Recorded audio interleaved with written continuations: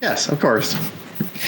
Welcome to another episode of Industrial Strength Podcast, a podcast more focused on the industrial fire department and industrial hazmat responses. My name is Jeff. I'm a hazmat technician with 20 years experience in the fire service, with 10 being on the industrial side. With me today are Tweedledee and Tweedledum. Well, I must be Tweedledum, so I'll go first, I guess. I'm Steve, a hazmat technician with 3 years of experience on an industrial response team and 10 years plus of experience in the industrial manufacturing setting. Hey everybody, my name is Randy, hazmat specialist. I have 17 years on the industrial fire department, mainly doing hazmat. What are we talking about today, Steve?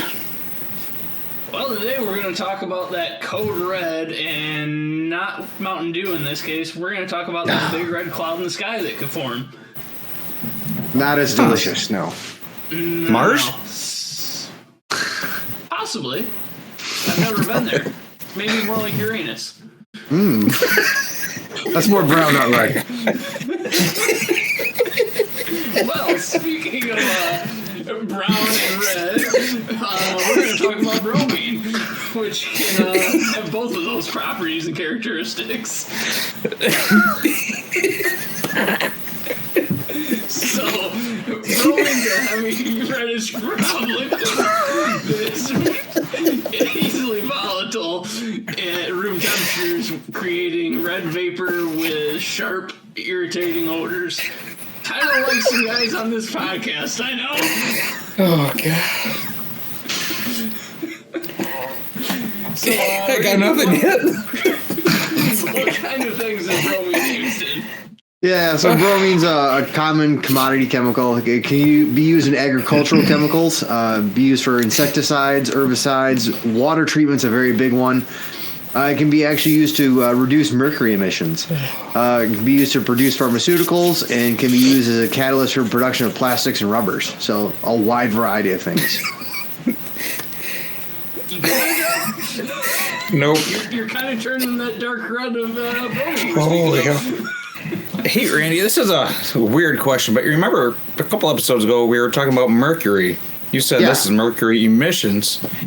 Yeah. I know you have two nasty chemicals, but how? I mean, could they interact with each other or eliminate each other? So mercury is one of those chemicals that can make an amalgam, so it'll mix with other things pretty readily, and make a bond. And I think we talked about that, like when we talked about mercury cleanup. That some of the mercury spill kits has a powder and it forms a mercury amalgam. So bromine will react with mercury and it will actually make more of a solid, so it can knock it out of the air and trap it. And so this is more the mercury emissions. We're talking like more incinerators, that kind of thing. So they might use bromine to scrub it out. I just trying to put two and two together, make myself sound a little dumber than what I am. So no, man, you're spot on. You're spot on with the fact that bromine can hit with the hit with the mercury.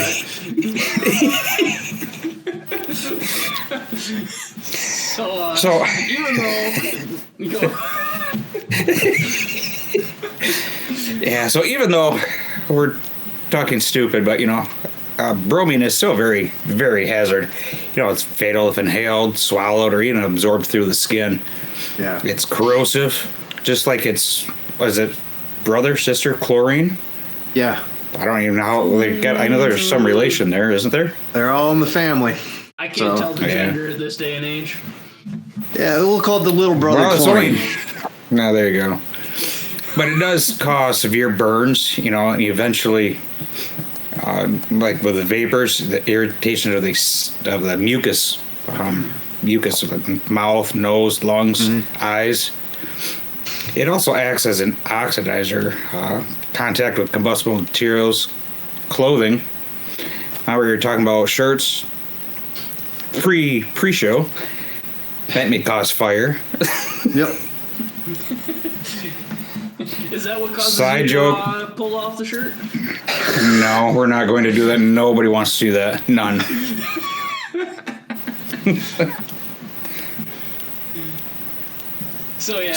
Speaking of some more hazards, this particular chemical is highly toxic. It's IDLH, which, for those of you who are unaware, is immediately dangerous to life and health. It's actually got a limit of 3 parts per million.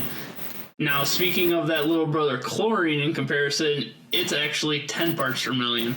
Yeah, So I found that really surprising. I wasn't too far off, see? Yeah, I actually was very surprised that bromine was way more toxic than chlorine was. To me, I thought it would have been a little higher than chlorine's 10, but surprising nonetheless. I actually prefer bromine in the hot tub as opposed to chlorine, right? But that's a bromine doesn't stay as stable as long. Right, and then that's a great example where you might commonly find bromine more often. Is it's used to sanitize hot tubs instead of chlorine, like in pools. Yep. So the time weighted average exposure limit for bromine is actually 0.1 parts per million. The total weighted average based on 8 hours. Yeah, that's not that much. Yeah, really. 0.1 part per million is almost nothing. It's very easy to exceed that for almost any gas, right? So if you're talking about even like carbon monoxide, you'll find more than 0.1 part per million in the exhaust of your vehicle. So it's very, very little. And like when you're talking about like other things like that short-term exposure limit, which, I know it might be difficult if you don't work in industrial health or, EHS to memorize those terms, right? So the time weighted average, or STEL, the short-term exposure limit. Yeah, but nobody wants to listen to people from EHS. Come on now. I know. They're adjacent to hazmat. They're not typically hazmat. They're the long-term play where we're get in there and get the work done. But even that short-term exposure limit is real low. It's 0.2 part per million, but that's for 15 minutes. So, and then if you exceed that more than 4 times per day, you gotta go home. What's that? I probably have that amount when I put that bromine in the hot tub. Fill up a canister. Are you sitting there huffing it as you do it again? What do you mean again? It's all the time, yeah. Clears out the nostrils. Right. So, the other thing I got a question here is we always count that short-term exposure limit based on an 8-hour working day. Mm-hmm. How many people actually only put in 8 hours a day anymore? I know I don't. Are you assuming that we put in 8 hours? Or are you saying people work more? Okay, let me rephrase that in some terms that are more like you and me. Are physically on site at work, not necessarily working more than 8 hours. Right, yeah. Okay, fair I think enough. that's a fair number of people. Right, so, unless you are truly shift work, and there are some places where they have that, right? Even in our facility, you have shift workers, but I think in the jobs that we all have, and especially first-line responders, it's not typically an 8-hour day. It's not so nice to punch in, spend 8 hours, kill 8 hours, punch out, and you're out. So I think you're right that day is excruciatingly longer. I think I'd be bored of an 8-hour workday. It's nice. I don't know, man. I did it for many, many years. I did it for like 9 years. It was nice. So I showed up a couple hours late last week and put in 8 hours. It was pretty hard. You poor baby. How do you do it? Yeah, Randy, how do you do it? It's simple. It's where I'm at with so many years in, you just don't care anymore. It's really easy. Every day is like, just don't care. Vacation. That's right. Let it roll over me like a wave. Whoosh. That's another word I'm questioning. What I know better. Work? Randy, I know better than you. Yeah. Yeah, that too. All right, so back to our topic on hand. Yes. Wow.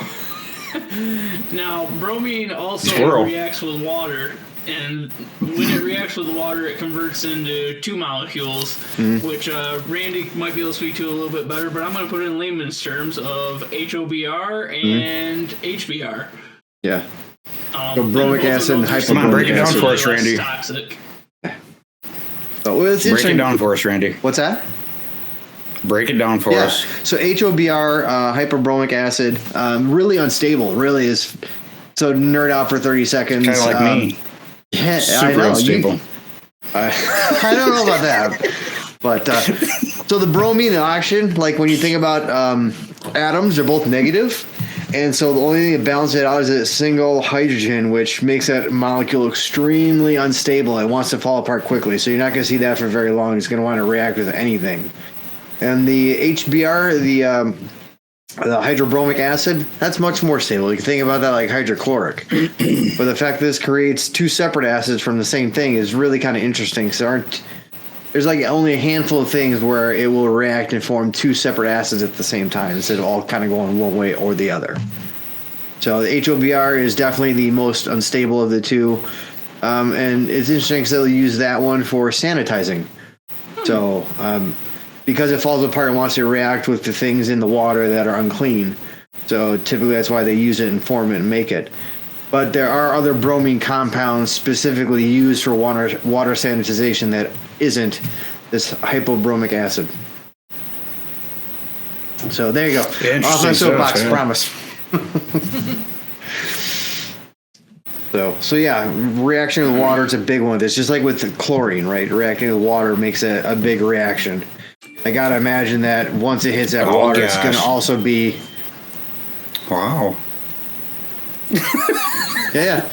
Once it hits water, it's going to be exothermic. Come on. So talking about reactions, so like Jeff, how would we work on? Make us react. How would you work on neutralizing this? How would you work on neutralizing bromine? Well, there's probably many different ways you could try, but I think sodium bisulfate. I believe that's just baking powder, baking soda. Yep. Fairly close, yep. Yeah. You can quench it, small drips, and the leaks. 40% sodium bisulfate. Wow, that's hard. Solution for small drips Sulfate when disconnecting.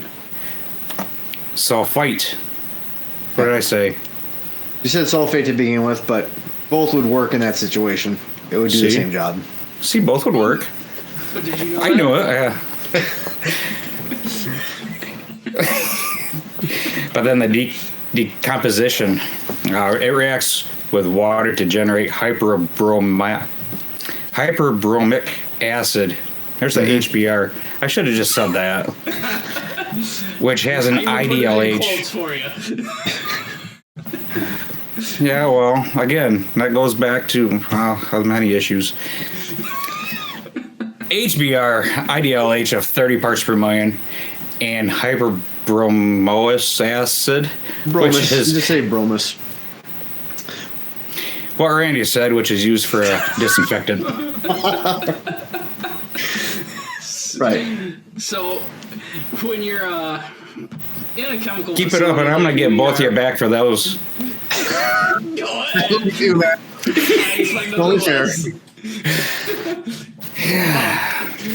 We're going to play a video here in a minute, but when you work in a chemical facility like ours, material composition of the equipment is very key in compatibilities with things such as bromine. Mm-hmm. So here's a video that we're going to play of bromine with aluminum in the air.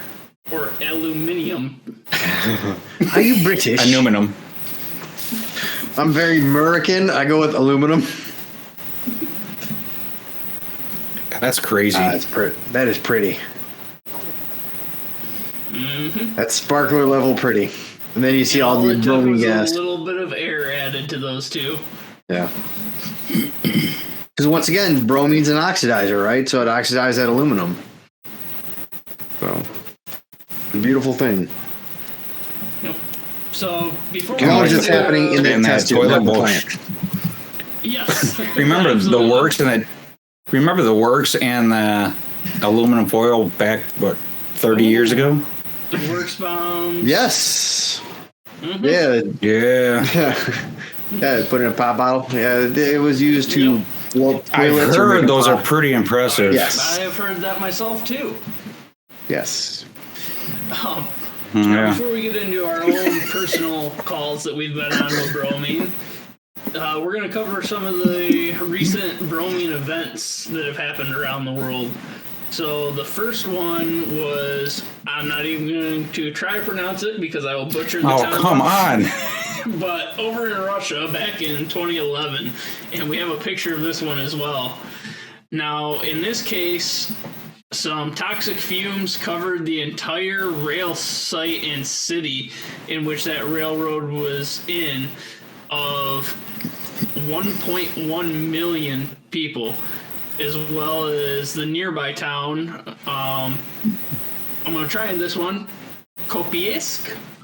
After about 40 to 50 liters of bromine was spilled in a broken glass jar at a rail station.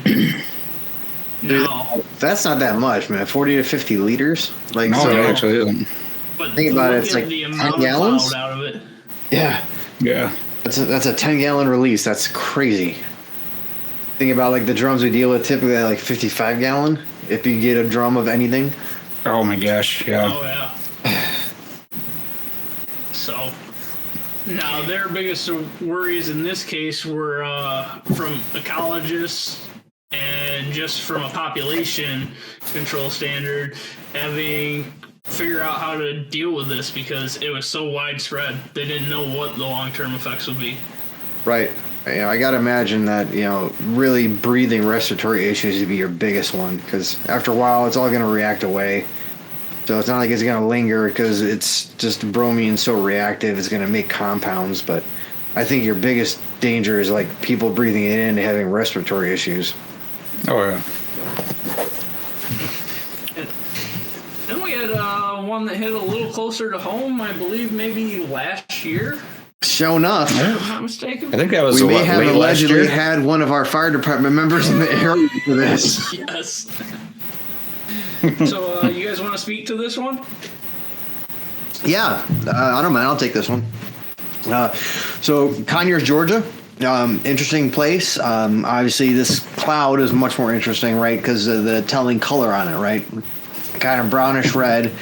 So it's either gonna be one or two things. It's either gonna be a nitric compound or a bromine compound, but in this case, it was bromine, right? And so that site produced chemicals that contained bromine. And what happened was they had a runaway reaction because they had a sprinkler line in their facility that broke, which not uncommon. It happens, right, through sometimes cold weather, but this was not cold weather. I think something struck it and broke it. But it leaked material. It leaked water onto this bromine-containing material, and it reacted. And when it went, once again, water and bromine are going to mix, react. It's going to go exothermic. It just started a runaway reaction, and it started a fire. And it took over that plant. They had to evacuate, and they had to shut down large swaths of that city. So it was a bad time. So that was that. And so, the really, I guess, the shameful part about this is this wasn't the first time that biolab facility had an issue. If I remember right, they've been cited several different times. Yeah, agreed. So this is just the most recent of those times, which really cut a giant hole in their facility with the fire and the chemical release. Oh yeah, and it certainly brought a lot of light on that facility. I think that's going to be under the spotlight for quite some time now. I would agree, right? Anytime you release a giant colored vapor plume, it's going to get remembered. It usually makes national news. Yeah. Yeah, and this was not like a 1 hour event. It was like multiple days. Yeah. Yep. So, those are two incidences throughout the world. We actually use this on our site. Yes. We use it in chemical synthesis in this case by charging into a dedicated feed tank where it's diluted into a desired concentration before it gets transferred to a specific volumes throughout the dedicated transfer line. And it's really at controlled rates to a reactor tank holding the immediate product, but nonetheless, we still have this. I mean, all this stuff is still a possibility. Right. Yep. Yeah, but, I mean, we've had issues with bromine because, once again, bromine is very corrosive, right? So it'll form bromic acid and hypobromic acid. And both of those are, once again, acids. They're corrosive. It'll eat away eventually, even if you have like the best steel tanks, right? If you have Manal or if you have, it doesn't matter what you have, eventually it's going to get eaten away by acid. So it's only a matter of time before you have failures. So, no, we've actually had instances where it's eaten through Hastelloy as well, which is very strong metal. Yeah. But right now we're going to bring up some pictures of what our current configuration of bromine is that we receive on site in these massive cylinders that, as you can see, they're over 4 foot tall, about 4.5 feet tall, and almost 3 foot wide. Yeah. You got to use a forklift to get it off the truck and a very heavy, capable pallet jack. Right. And this is different than this is different than the way we used to get bromine, right? Yes. So how long ago do you think that change occurred in like packaging? So that was within the last decade. I want to say somewhere around 2019, actually. Okay. Give or take a year. Historically, we used to get this in little tiny drums that came in overpacks, and we used to call them the bromine kegs, which was cool because we would charge them just using a plain old hose with a short dipstick dedicated for this and vacuum right into the tank. And every time we got to charge it, you'd see red clouds come out of the bung cap on that drum, and it just roll over the side of that drum down onto the floor. So it was kind of cool to see from that perspective. Yeah. But due to DOT regulations, like we talked about with the corrosiveness of these, they deem those containers unsafe to travel by road, especially in the quantities that large manufacturing facilities like ours need. So they swap over these containers. No. Right. So now we use these, which the picture on the right shows are under the dome configuration, more of a top-up look, if you'll say. That you actually have 2 flange connections with isolation quarter turn valves underneath that you hook dedicated lines and flanges up to, and on the left there's actually a built-in relief valve on that in case it does overpressurize in transportation. Nice. Yeah, it looks much more rigorous. I'm surprised that we get bromine like this, but chlorine is still acceptable for 1-ton cylinders. Yeah. Seems weird to me that maybe either the regulation hasn't caught up to chlorine or they're not considering the hazards equivalent. So we did actually have a call on this. I believe it was probably summer 2024. Approximately 2:30 Operations was performing a rinse of the bromine transfer line after completing one of their bromine additions using methylene chloride, another great chemical. Yep. During this rinse, 3 of the 4 bromine detectors in that area went into alarm. Readings on those detectors, I don't believe this exceeded 0.9, maybe 0.9 parts per million. And then it did return to 0 shortly thereafter. Operations did notify dispatch, requested hazmat at approximately 3 o'clock, so half hour later. So now we'll cover those specific monitors that detected this near the end of our episode, but just to mention them now, those are a Draeger 7000 model detector specifically for bromine in this instance. Yeah, so like an area monitor as opposed to like a specific handheld thing, right? That is correct. Yeah. So let's talk some PPE and bromine. Yeah. So go ahead, Jeff. Yeah, we're going to choose. We're talking about PPE, Jeff. PPEs, huh? Let's talk about PPE.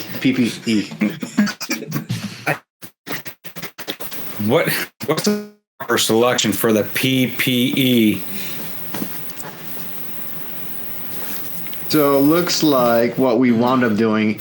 So we knew we had bromine, right? So bromine, you typically think like chlorine, it's an acid gas, it's a problem. So typically you would think like level A all the way, right? And that's the old standby for acid gases. But what we did is we wound up doing something a little different. If I remember correctly, we did go level B with SCBA and chem gloves. But part of that was because we altered the environment.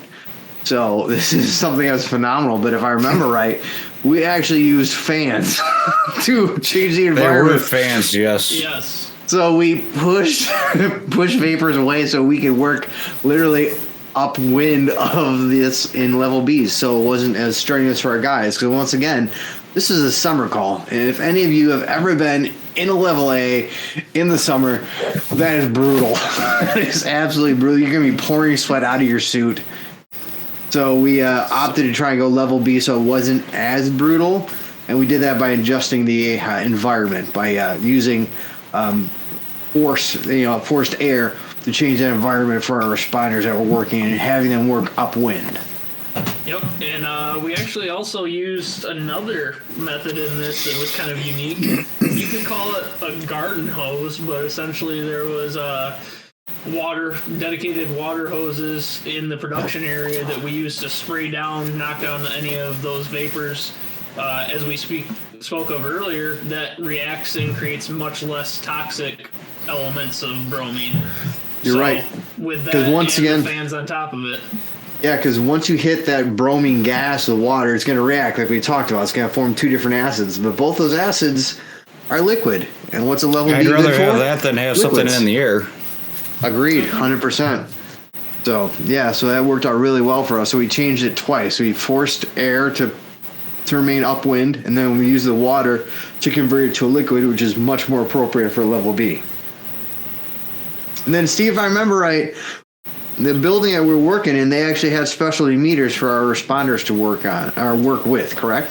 That is correct. They have specialty personnel monitoring devices that can be worn. I believe they have like 4 of them in the building currently for operators to use when they're in the area and non-active charging operations are going on with the bromine. So they actually lent those to us so we could attach one of those to entry team 1 as well when they went in. And again, we'll talk about that meter a little more in detail at the end, but that's a Draeger 8000 meter. So Draeger does make a lot of specialty meters that can be used in multiple applications for us. And here's a picture of that specific monitor right there. Yeah. We'll talk more on that a little later. Right. And so that was nice because then we could prove that, without that meter going off, our guys weren't seeing the bromine gas, which would have meant they needed level A's, right? So it's a way of proving that they were safe in the level of garment that we sent them in at, that the modifications we made in the environment were successful in working. So then what do we do? What was our initial plan? Well, due to the location of all 3 detectors that had gone off into alarm, and as well as the knowledge of the operations being formed when that incident occurred, it was believed that most likely that source of the leak was from an isolated area up on the first, or down on the first floor actually, and it would have either come from leaking pipe flange, or the hose connection. Entry Team 1 did enter the building with the necessary meters and tools to both pinpoint and mitigate the leak. For the tools that we would have used, probably would have been the meters, wrenches, maybe something for the gaskets, both to remove them and reinstall them. Actually, Right, yeah, because if I remember right, the valving for the piping is supposedly a dry close valve. Is that right, Steve? Yeah, so Like we'll Epsilon? actually show a picture of that. I think we have that. It's called the Dry Link. It's made by a few different companies, but under one general patent. It's called an Epsilon valve. So in this case, it's a pipe coming out of the bottom of the tank with a quarter turn isolation valve and a dry link fitting to connect another hose to. Yeah. In this instance, the hose was hooked up for rinsing the line with chloride after the transfer line itself had been blown clear of the bromine, and just the residual amount of probably a few drops of bromine that had washed back into this leg of the piping leaked out of that fitting and down onto the floor, giving enough off that it set alarms off throughout the area. yeah. So the cleanup of that was pretty simple. I believe about a half hour into this, the entry team confirmed diluted bromine solution leak at one of the dry link, like you said. The spill material was mitigated using spill pads from Pig Pad. Mm-hmm. Pig Pad? Huh? No comment? Them a time or two before. We sure have. And then there's also water to dilute the solution. Entry Team 1 then proceeded to replace the gasket on the dry link fitting and pressure check the pressure or the transfer line to ensure that there were no more further leaks. And the building was returned to operations around 5 o'clock. So, hour and a half later. or so. Yeah. Yeah, not too bad. So I think we saw the terrible call. No. It wasn't too bad. It wasn't very hot, if I remember correctly. No, as far as summers go, it wasn't terrible. But still, anytime you got to get in a suit, right, you're praying to God it's not tipping above 72. Yeah. I can't speak for those who are standing outside in the sun, but it was fairly warm inside. Yeah. I believe I did get a sunburn on my head. That's right, you did. See, That's only one of the times. I had level B PPE to protect myself from that sun. Yeah. So I think we've already seen one of our meters here, the Dragger Polytron 7000. But then there's also the Dragger Pack 8000. I think we have pictures of both of those. Yep. So the Polytron 7000 is a fixed meter. The little portable personal one? No, this is actually the area monitoring There. one. Okay. The Yep. big square one. So Okay. these can be mounted in various applications. They're typically used, like I say, as area or room monitoring sensors, and they can meet almost any type of toxic gas or oxygen measurement applications in a single platform. Yep. Yeah, and then the picture we're seeing now, that's the Dragger Pack 8000. That's your personal meter. It does a pretty good job. That's what I think 4 of the people were wearing. The employees were wearing. So, Yep. Good personal monitor. And then there's that area monitor. yep. So, share your thoughts, experiences. Have any requests for future episodes? Talk about any incidences that you've had at your facility. How do you contact us, Randy? hazmatharder@gmail.com. And then for next episode, we're going to be talking about the dangers about peroxides and peroxide solids. So reach out, talk to us, let us know what you thought. Let us know if you use bromine in your facilities, if you had any issues with that. But until then, stay tuned. Catch us next time. Hazmat Harder. Hazmat Harder.